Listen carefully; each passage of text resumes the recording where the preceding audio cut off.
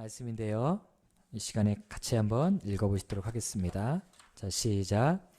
오직 성령의 열매는 사랑과 희락과 화평과 오래 참음과 자비와 양성과 충성과 온유와 절제니 이 같은 것을 금지할 법이 없느니라. 아멘. 할렐루야. 예배 자리 나오신 여러분들을 축복합니다. 이 시간에 온라인으로 예배하시는 우리 성도님들 한 분 한 분 가정 위에 하나님께서 내려주시는 진정한 평안과 기쁨이 함께 하시기를 축복합니다. 아멘. 오늘은 이 한 해의 첫 번째 우리가 수요예배 시간인데요. 우리가 이렇게 예배할 수 있는 것이 하나님의 크신 은혜임을 믿습니다. 코로나19 바이러스가 이제 우리나라에 세계적으로 유행하면서 제가 늘 기도하는 것은 감사 기도의 제목이죠. 그것은 하나님 앞에 오늘도 예배할 수 있음에 감사합니다. 이렇게 날마다 기도하고 있어요. 새벽 예배 새벽에 나와서 기도할 때도 하나님 오늘도 새벽 예배할 수 있음에 감사합니다. 주일도 마찬가지고 수요일도 마찬가지입니다. 이 시간 우리가 이렇게 예배하는 것이 평범한 일이 아닌 줄로 믿습니다. 네. 교회 성전들을 밟고 싶어도 가지 못하시는 분들이 너무너무 많아요. 그런데 우리는 이렇게 성전들을 밟고 또한 온라인으로 또 예배할 수 있다는 것이 하나님의 크신 은혜인 줄로 믿습니다. 이 은혜를 하나님께서 이 한 해 우리에게 변함없이 허락하실 줄로 믿습니다. 아멘. 우리가 옆에 있는 분들과 인사 나누실 때요. 이 한 해 예배로 승리하십시다. 한번 인사 나눠보실까요? 시작. 이 한 해 예배로 승리하십시다. 네, 아멘. 네, 주먹은 잘 지셔야 합니다. 이렇게 하시면 안 되시고요. 예배로 승리하십시다. 아멘. 저희 교회 올해 표가 주와 함께 행복한 동행 24365인데요.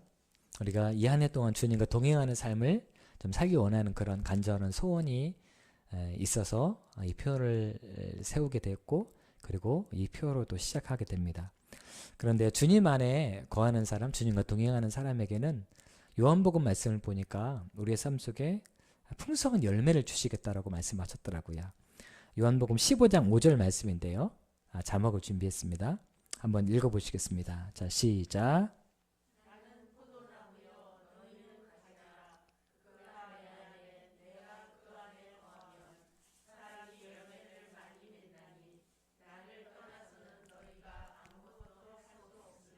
아멘. 자, 포도나무 내가 너의 안에 너희가 내 안에 있는 것, 이것이 바로 동행이죠. 이렇게 주님과 동행하는 자에게 주께서 열매를 주신다고 그랬는데 많은 열매를 주신다고 그랬어요. 우리가 이 말씀을 들으면 그렇구나. 우리 사업 잘 되겠구나. 올해 뭐 성공하겠구나. 이렇게 생각하실 수가 있으십니다. 그런데 이것은요. 여기서 말하는 이 열매는 우리가 생각하는 그 열매는 아주 작은 부분이에요. 성경 말씀을 보면은 우리가 예수님과 계속해서 동행하면 우리 안에 생겨나는 풍성한 열매들이 너무너무 많다라고 이렇게 말씀을 쓰여져 있어요. 그 중에서 예수님과 동행하는 자에게 주시는 열매가 있는데요. 많은 열매들이 있는데 그 중에서 오늘 이제 성령의 9가지 열매에 대해서 오늘부터 이제 말씀을 함께 나누고자 하는 것입니다. 성경을 곰곰이 보면은요, 예수님께서는 우리의 삶 속에 열매를 요구하신다라는 것을 우리가 깨닫게 됩니다. 예수님은요, 하나님은 결과보다는 과정을 굉장히 중요시 여기세요. 그런데 여기서 말하는 열매는 결과를 뜻하는 것은 아닙니다. 그런데 성경 말씀을 보면은 주님께서는 우리 그리스도인들이 열매 맺는 삶을 살기를 원하시고 열매 맺는 삶을 요구하세요. 자, 요한복음 15장 16절 말씀인데요. 한번 읽어보시겠습니다. 시작. 너희가 나를 택한 것이 아니요 내가 너희를 택하여 세웠나니 이는 너희로 가서 열매를 맺게 하고 또 너희 열매가 항상 있게 하여 내 이름으로 아버지께 무엇을 구하든지 다 받게 하려 함이라. 아멘. 우리가 예수님을 선택한 것이 아니라 예수님께서 우리를 선택하셨어요. 그런데 그 이유는 무엇이에요? 이는 이라고 돼 있죠. 주께서 우리를 선택하신 이유가 뭐냐면 너희로 가서 열매를 맺게 하기 위해서라는 거예요. 그리고 너희 열매가 항상 있게 하기 위해서 우리를 선택하셨다라고 말씀하고 있다라는 것입니다. 그러니까 그리스도인의 삶 속에서는 항상 열매가 생겨나야 된다는 것이죠. 성경을 보면은 우리가 열매 맺지 못하는 삶을 살아가면 주께서 우리를 버리시겠다라고도 말씀하셨어요. 요한복음 15장 6절인데요. 이렇게 쓰여져 있습니다. 제가 한번 읽어볼게요. 사람이 내 안에 거하지 아니하면, 이게 바로 연결되어 있는 말씀입니다. 내가 내 안에, 내가 너 안에 거하면 많은 열매를 맺는다라고 그랬죠. 그리고 난 다음에 이 말씀으로 연결이 되는 거예요. 사람이 내 안에 거하지 아니하면 가지처럼 밖에 버려져 마르나니 사람들이 그것을 모아다가 불에 던져 사르느니라 라고 되어져 있어요. 열매 맺는 삶이 우리 안에 있지 않는다면 이런 결과를 맞이하게 될 것이다라는 것입니다. 그런데요, 불에 던져 사른다라는 말씀이 마태복음 말씀에도 나와 있습니다. 마태복음 7장 16절에서 20절까지의 말씀인데요. 이 말씀도 열매에 관련되어 있는 말씀인데 열매 맺지 못하는 사람들이 어떤 결과를 맺게 될 것인지에 대해서 나와 있는 말씀이에요. 한 절씩 교독하겠습니다. 그들의 열매로 그들을 알지니 가시나무에서 포도를 또는 엉겅퀴에서 무화과를 따겠느냐.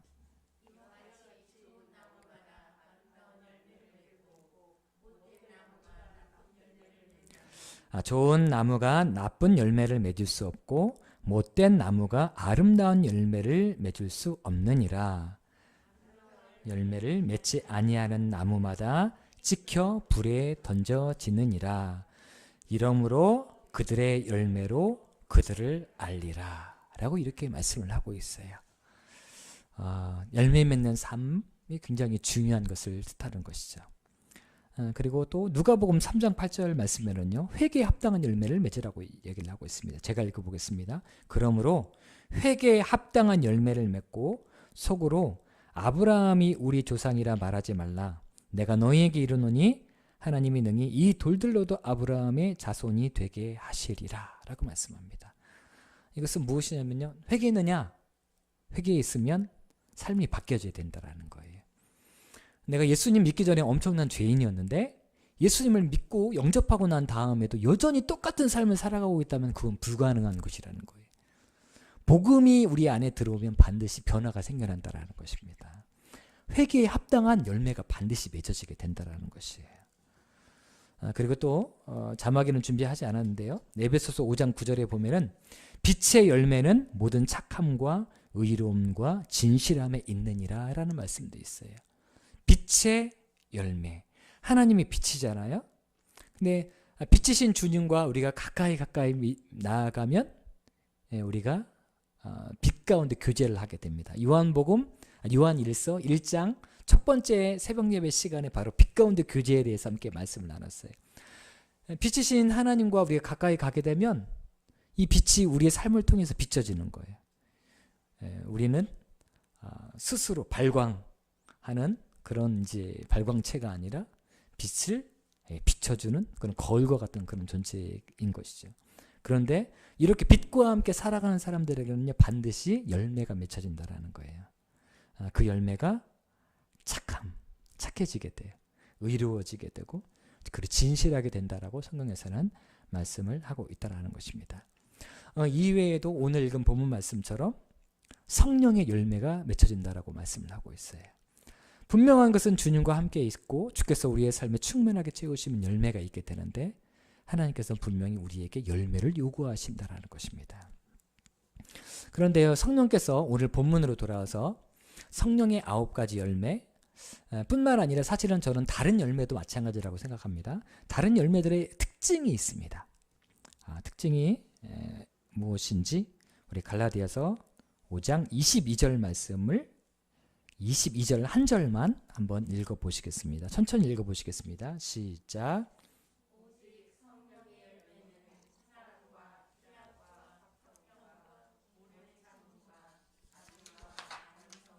충성과 아멘. 성령의 9가지 열매의 특징이 있습니다. 그것은요, 22절에 오직 성령의 열매는 이라고 되어져 있다라는 것입니다. 첫 번째 특징이에요. 이것은 여러분들 오직 성령의 열매는, 그리고 뒤에 여러 가지 9가지 열매들이 쭉 나열이 되어 있잖아요. 그러면 앞에는요 뭐라고 쓰여져 있어야 되냐면요, 오직 성령의 열매들은 복수로 쓰여져 있어야 됩니다.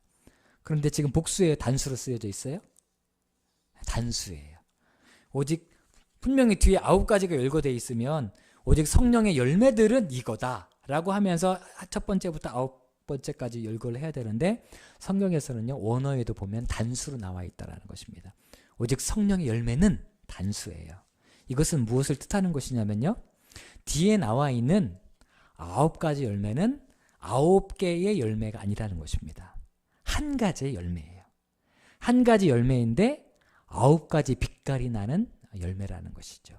9가지 맛이 나는 열매라고 생각하시면 되는 것입니다. 그러니까 성령님께서 충만하게 임재하시면 한 가지 열매만 맺혀지는 것이 아니라 하나의 열매, 9가지 맛이 있는 이 하나의 열매가 맺혀진다라는 것입니다. 아주 쉽게 설명을 해드리자면 이렇게 정리하시면 좋을 것 같아요.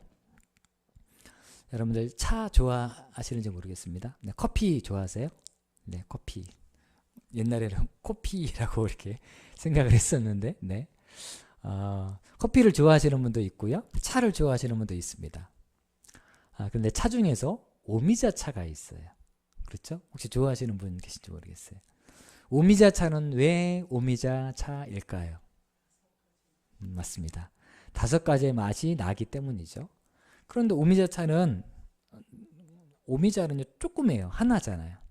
하나인데 거기에서 5가지의 맛이 난다라는 것입니다. 제가 찾아보니까요, 껍질에서는 신맛이 난대요. 그리고 그 과육에서는 단맛이 나고, 씨에서는 매운맛과 쓴맛이 나고, 그리고 전체적으로는 짠맛이 어우러지는 좀 오묘한 열매라고 이야기를 합니다. 열매는 하나인데 맛이 5가지의 맛을 느낄 수가 있는 거죠. 그것처럼 성령의 9가지 열매도 마찬가지입니다. 이 성령의 9가지 열매는 원래 하나의 열매예요. 그런데 이 하나의 열매에는 9가지의 어떤 맛이 나온다라고 생각하시면 되는 것입니다.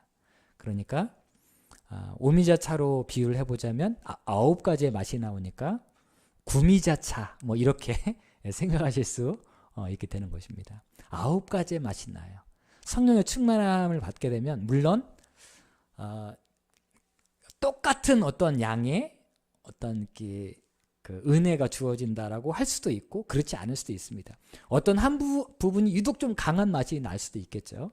그런데 분명한 것은 이 성령의 9가지 열매의 특징은 하나의 열매이지만 9가지의 반응이 일어나게 된다는 것이 특징인 것이에요.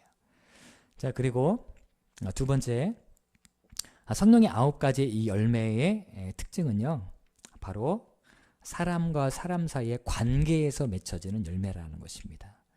그러니까 9가지 나열되어 있는 이 9가지가요 다 사람과 연관이 되어 있는 거예요. 사랑. 혼자 사랑하시는 분 계세요? 혼자 꼭 안아주면서 난 너 너무 좋아해, 이러시는 분도 계시죠. 그런데 밤낮 혼자 이렇게 안고 난 너무 좋아, 난 내가 너무 좋아, 이렇게 하시는 분들이 계신가요? 네, 그런 사람은 살짝 이상한 사람이시죠. 자신을 사랑해야 돼요. 그러나 1년 365일 우리가 태어나서 죽을 때까지 자신만 사랑한 사람은 이상한 사람입니다. 이기적인 사람이죠. 네, 이런 사람은 별로 없습니다. 이 사랑은 다른 사람과 관련되어 있는 거예요. 그리고 기뻐하는 것도 마찬가지입니다. 기쁨은 다른 사람과 함께 기쁨을 누리는 거예요. 여러분들 혼자 날마다 그냥 아침부터 저녁까지 혼자 웃고 다니시면 좀 이상한 사람처럼 생각을 할 수가 있겠죠. 그렇죠? 이 사랑은요, 기쁨은 다른 사람과 나누면서 배가가 되는 놀라운 은혜가 있습니다. 화평, 이건 당연히 평화죠. 다른 사람과 화평을 이루는 것입니다. 그리고 오래 참음, 여러분들 욱할 때가 있으시잖아요. 왜 욱하세요? 자신이 싫어서 욱하시는 분 혹시 계신가요? 대부분은 남과의 관계에 있어서 욱하는 것이 올라오는 것입니다. 자비는 뭐예요? 자비는 불쌍히 여기는 마음이에요. 성경에 보면은 자비와 양선이 나오는데 자비는 마음에서 끝나는 거고요. 불교에서 자비에 대해서 이야기를 하잖아요. 자비는 마음으로 끝나요. 양선은 행함까지 나아가는 것입니다. 자비도 다른 사람과의 관계 속에 있는 것이고요. 그리고 선한 것 마찬가지로 다른 사람에게 행하는 것이고, 충성, 신실함, 나에게 맡겨진 일들을 충분히 감당하는 것, 온유, 내가 야생마와 같이 엄청난 그 어떤 혈기도 있고 힘도 있지만 절제되어져 있는 그런 힘이 바로 온유예요. 그리고 마지막 절제도 마찬가지입니다. 이 모든 것이요, 다른 사람과 관련이 되어 있는 것이 바로 성령의 9가지 열매예요. 하나님께서는요, 우리들을 홀로 믿음 생활을 하라고 가르쳐 주시지 않으십니다. 하나님께서는 항상 하나님의 사람들과 함께 더불어 믿음의 삶을 살아가라고 우리에게 말씀하시고요, 그 믿음의 삶을 통해서 이 9가지 열매들이 맺혀져야 된다라고 말씀을 하고 있다는 것입니다. 그리스도인이 된다라는 것은요, 관계지향적인 사람이 된다는 뜻이에요. 유명한 상담학자인 폴 트루니에라는 그런 분이 계신데요, 그분이 이런 말을 했습니다. 한번 띄워주세요. 사람이 혼자 할 수 없는 일이 2가지 있다. 하나는 결혼이고 또 하나는 그리스도인이 되는 것이다 라고 이렇게 이야기를 했어요. 굉장히 우리의 마음속에 담아야 되는 말씀입니다. 특별히 이 시대를 살아가고 있는 그리스도인들은 이 말을 꼭 마음에 담아야 돼요. 혼자 할 수 없는 것은 결혼이, 또 하나는 그리스도인이에요. 내가 그리스도인이 되었다라는 것은 무엇을 뜻하는 것이에요? 나는 관계 속으로 들어가는 사람이다 라고 말을 하고 있는 것입니다. 그래서 교회를 교회되게 하기 위해서는요, 관계, 코이노니아가 필요해요. 교제가 없는 교회는 진정한 교회가 아닌 것입니다. 그렇기 때문에 교회에서는 반드시 코이노니아가 필요해요. 요즘 시대에는 좀 혼자 있고 싶어요. 그냥 혼자 조용히 생각할 시간 갖고 음악 틀어놓고 그냥 커피 마시면서 책 읽으시고 싶고 이러신 분들도 계십니다. 그런데 좋은 삶이죠. 그러나 그 삶만을 살아가는 것이 아니라 교회 공동체 가운데 오셔서 교회 공동체 한 분 한 분들과 교제를 하셔야 합니다. 그리고 교제하시는 가운데 우리의 열매들이 드러나야 돼요. 이것이 진짜 성령의 사람인 것입니다. 성령의 사람은요, 산속에 들어가서 기도원에 사는 사람들이 아닙니다. 성령의 사람은 뜨거운 사람을 나타내는 것이 아닙니다. 성령의 사람은 무례하지 않고 다른 사람을 함부로 괴롭히거나 비방하거나 수군거리지 않습니다. 성령의 사람이요.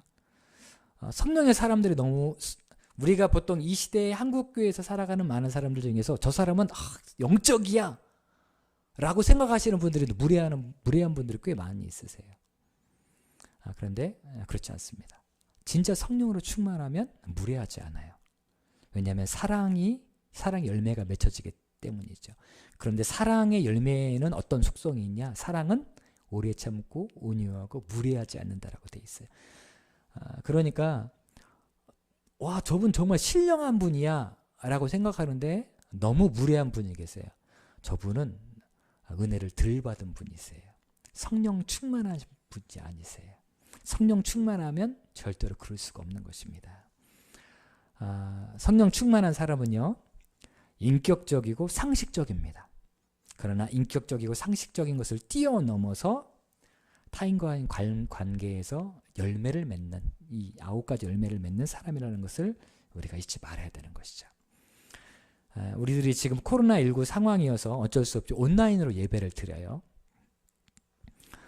이 온라인 예배는 저는 하나님께서 주신 그 선물이라고 생각합니다. 가치 중립적이에요. 어떤 사람은 이 온라인을 가지고 잘못된 것으로 사용을 하게 있죠. 뭐 도박이라든가 음란물을 막 올리는 사람도 있겠죠. 그런데 이 온라인을 통해서 복음을 증거하는 사람도 있습니다. 그래서요, 이 온라인을 통해서 중동에 있는 그런 나라 사람들이 복음을 듣고 예수님을 영접하고 있어요. 그렇기 때문에 이 온라인은 축복의 통로가 될 수 있는 것입니다. 저는 이 시대에 만약에 이 온라인이 없었으면 우리 성도님들의 신앙이 지금 어떻게 됐을까? 저희 믿음이 어떻게 됐을까? 상상할 수가 없습니다. 이 온라인 예배가 있기 때문에 우리가 가정에서, 삶 속에서, 직장에서 우리가 함께 하나님을 예배할 수 있는 것이죠. 굉장히 큰 축복의 통로입니다. 굉장히 감사해야 될 제목인 것이죠. 그런데 이 코로나19 바이러스가 다 끝나면 다 교회로 오셔야 합니다. 왜냐하면 온라인이 이 성전에서 드리는 예배를 대체해서는 안 돼요. 어떤 분들은, 어떤 목사님이나 어떤 신학자들은 앞으로 시대는 온라인 예배가 이 현장, 이 교회에서 드려지는 예배를 대체할 것이다 라고 말하는 사람이 있습니다. 그런데 저는 단언컨대 착각이라고 생각해요. 왜냐하면 교회를 교회되게 하기 위해서는 코이노니아가 있어야 되기 때문입니다. 그리고 현장에서 예배 드리는 것을 따라올 수가 없어요. 온라인 예배가. 이 현장의 감동이 온라인으로는 100% 느낄 수가 없습니다. 그리고 게다가 교회는 코이노니아가 있어야 돼요. 물론 온라인으로 줌으로 우리가 인사 나눌 수 있겠죠. 할렐루야. 한 주 동안 평안하셨어요. 인사하실 수 있으세요. 그러나 이 자리에 오셔서 얼굴을 뵙고 맛있는 차 한 잔을 드시면서 식사를 하시면서 대화하는 것과는 차원이 다릅니다. 대체할 수가 없어요. 보조를 할 수가 있습니다. 예를 들자면 멀리 이제 출장을 가셨어요. 그래서 함께 예배할 수는 없는 상황입니다. 그렇다면 이 온라인 예배를 통해서 함께 교제할 수 있는 것이에요. 그러나 궁극적으로는 우리가 대체할 수 없다는 것을 우리가 기억해야 합니다. 히브리서 10장 24절에서 25절까지의 말씀에 이렇게 말씀을 하고 있습니다. 자, 한번 읽어보시겠습니다. 시작.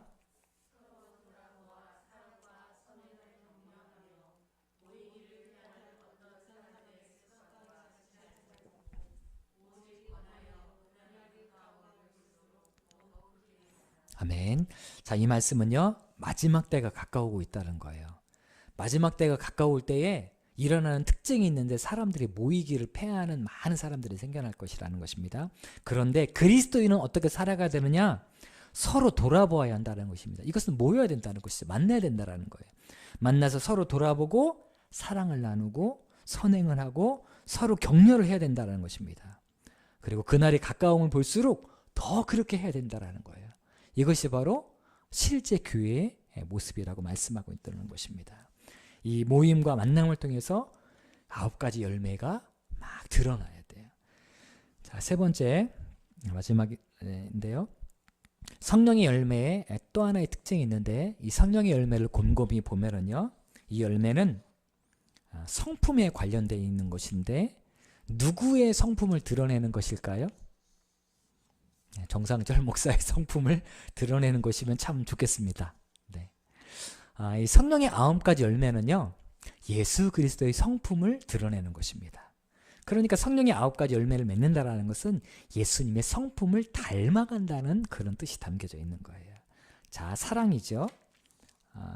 자막을 보시면, 네, 한번 더 넘겨주시겠어요? 여기 성령의 열매는 사랑이라고 되어 있죠. 성경에서 하나님은 무엇이라고 얘기를 하고 있죠? 하나님은 사랑이시라. 예수님은 사랑이세요. 예수님은 온통 사랑으로 가득하신 분이십니다. 자, 그 다음에 희락이죠. 기쁨.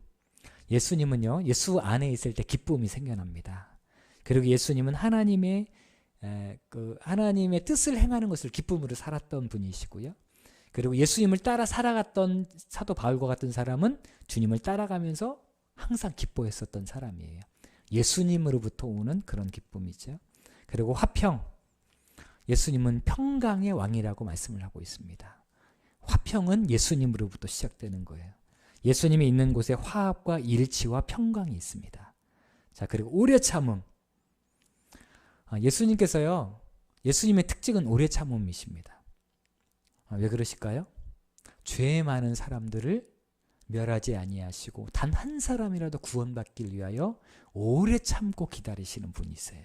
예수님의 성품입니다. 자비하시고 양선하시는 분이세요. 예수님은 사역을 하실 때 수많은 병자들에게 찾아갔죠.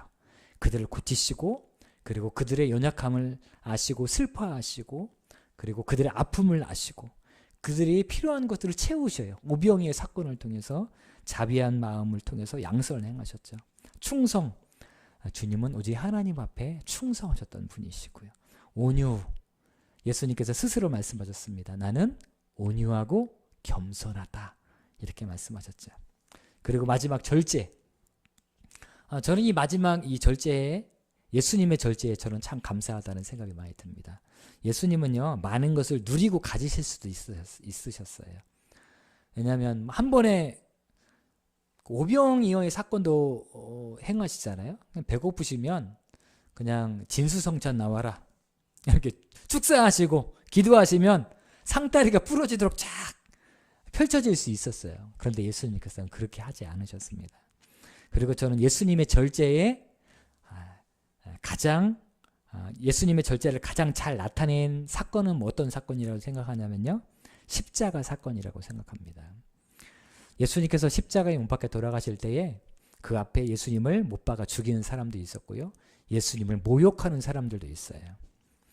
예수님은 힘이 있으셨습니다. 당장 내려가서 내가 가지고 있는 힘으로 단칼에 그냥 다 정리해 버리실 수도 있었어요. 그런데 예수님께서는 자신의 가지고 계신 힘을 절제하셨어요. 이것이 바로 십자가에서 보여주시는 그런 예수님의 모습인 것입니다. 그러니까 성령의 9가지 열매는요, 예수님의 성품을 나타내는 거예요. 성령에 충만한 사람들은 예수님의 성품을 닮아가게 되어져 있습니다. 성령 충만한 사람은 주님의 인격을 담는 사람, 주님의 성품을 닮아가는 사람들입니다. 우리들이 아무리 능력이 있고 은사를 많이 받았다 해도 그것이 진짜 성령의 능력인지 분별하는 첫 번째 잣대는요, 그 사람이 예수님의 성품을 드러내고 있는가를 확인하면 되는 것이에요. 막 손 얹으면 막 사람이 낫는 것 같아요. 그렇죠? 여러분들, 목사들만 손 얹으면 낫게 하는 거 아니에요. 이단 교주들도 손 얹으면 낫습니다. 성경에 보니까요, 마지막 때에 보니까 그 이단들도, 적그리스도들도 하늘에서 막 불 떨어지게 하고 막 이렇게 한다라고 그랬었어요. 그런데 누군가를 고치고 누군가를 사업을 잘 되게 하고 이런 수준이 하나님께 쓰임 받는 사람을 표현하는 것이 아니라는 것입니다. 그의 삶 속에 예수 그리스도의 성품이 드러나는지를 정확하게 확인해야 되는 거예요. 얼마 전에 신옥주라는 그런 자칭 목사지요, 은혜로 교회 사건 여러분들 아실 것입니다. 피지라는 곳에 타작마당이라는 것을 운영하면서 수백 명을 거기로 이주시키고 감금했던 그런 이단 교주예요. 사이비 교주. 그런데 저는 너무너무 충격적이고 마음 아팠던 게 뭐냐면요, 영상을 살짝 보는데 뺨 때리는 거예요. 이렇게. 누구를 때렸어요? 가족들을 때려요. 신옥주라는 사람이 저는 어떤 능력이 있는지 모르겠습니다. 그런데 그의 삶에는 예수님의 성품이 전혀 드러나지 않아요. 우리가 이거를 정확하게 우리가 붙잡아야 합니다. 그런데 우리는 항상 드러나는 것들에만 관심이 있어요. 고친데, 잘된데, 저 사람한테 기도 받으면 뭐가 막혔던 것들이 뚫려진대. 이런 말들만 듣고 그냥 몰려다니면 정말 난처한 그런 상황이 되는 것입니다.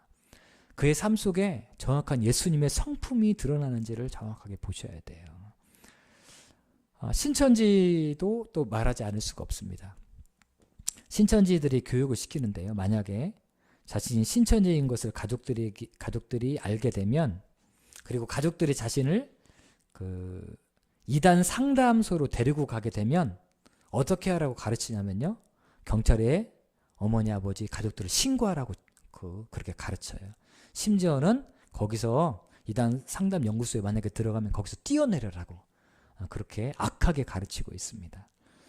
여러분들, 부모님을 경찰에 신고하는 것, 예수님의 성품일까요? 절대로 그렇지 않아요. 그렇죠? 우리가 옆에 겉으로 드러나는 것을만 가지고 몰려다니면 안 되고요. 그 사람의 성품이 어떤지, 예수님을 닮아가고 있는지, 성령의 역사가 분명히 있다면 분명히 그 모습 속에 예수님의 성품이 드러나게 된다는 것을 잊지 말아야 돼. 네, 여러분들, 마지막으로 우리가 그렇다면 이 열매, 성령의 9가지 열매를 우리가 어떻게 맺을 수 있을까에 대해서 우리가 마지막으로 생각할 필요가 있습니다. 성령의 9가지 열매는요, 어떻게 맺어지게 될까요? 누구를 통해서 맺어지게 돼요?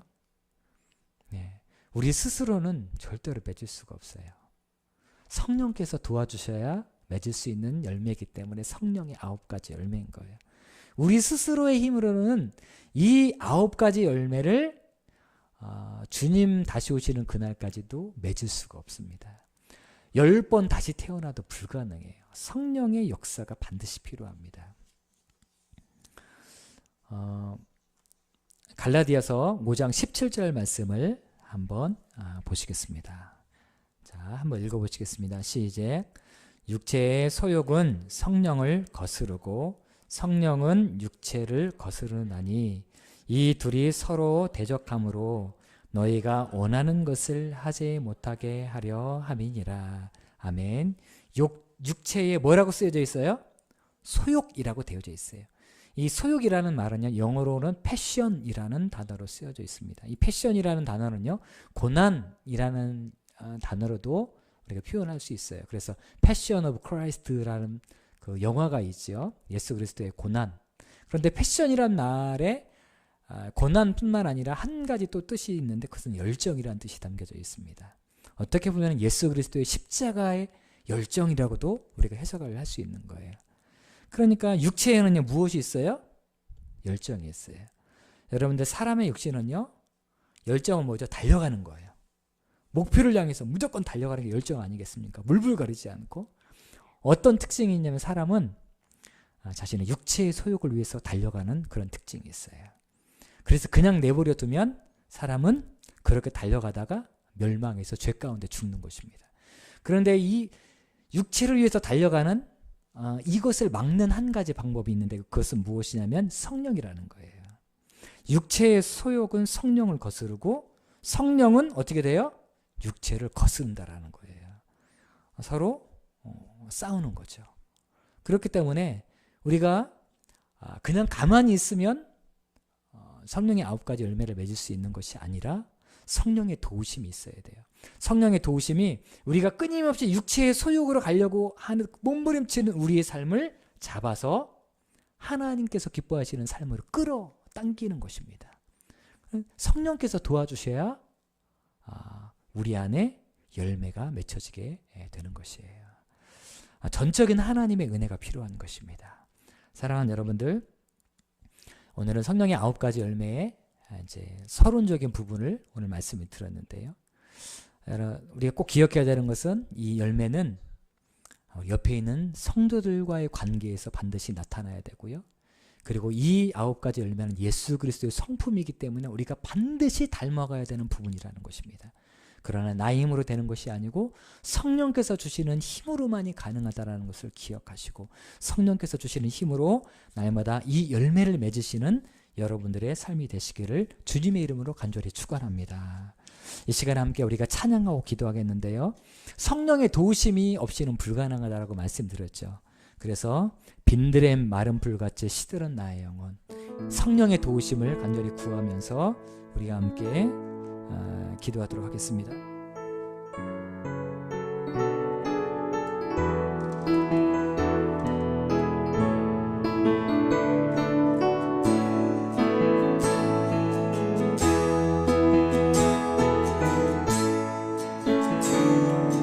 빈들의 마른 풀같이 시들은 나의 영혼, 주님이 약속한 성령 간절히 기다리네. 가물어 메마른 땅에 단비를 내리시는 성령의 단비를 부어 새 생명 주옵소서. 다시 한번 빈들의 마른 풀같이, 빈들의 마른 풀같이 시들은 나의 영혼, 주님이 약속한 성령 간절히 기다리네.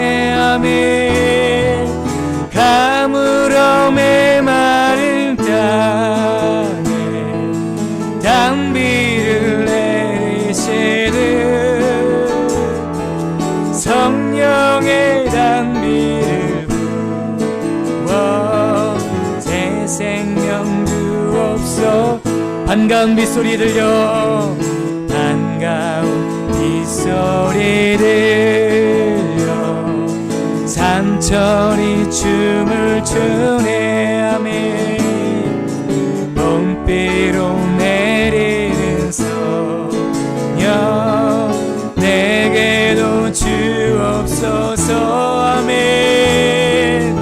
가물어 메마른 땅에 단비를 내리시는 성령의 단비를 새 생명 주옵소서. 철따라 우를 내려 철따라 우를 내려 조목이 무성한 불 꺼주세요. 우급한 내 심령이 예 성령을 부소. 주님 성령을 부으시옵소서. 가물어 메마른 땅에 단비를 내리시는 아멘. 성령의 단비를 새 생명 주옵소서. 가물어 메마른 땅에 가물어 메마른 땅에 단비를 내리시는 성령의 단비